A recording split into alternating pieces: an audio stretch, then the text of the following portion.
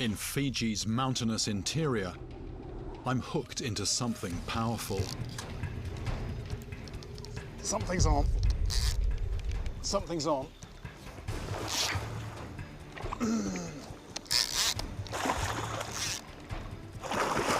Could this be the Totombale? There's something on. I must net this writhing beast quickly and not give it any chance to escape.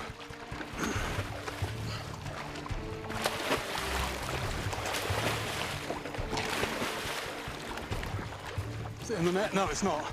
Shit. Now it is. Now it is.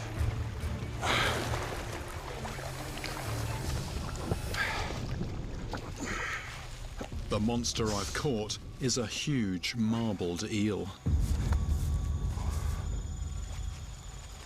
What I'm trying to do is not grip it too tight, because with eels, if you fight them, they fight back.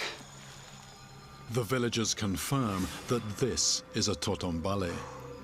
This fish has really given me the runaround, and finally here I am, middle of the night, covered in slime, and I finally have it.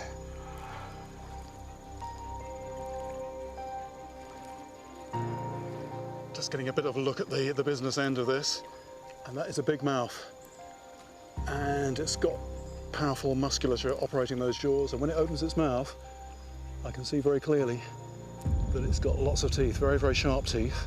When they clamp down, that's going to cause a bit of an injury.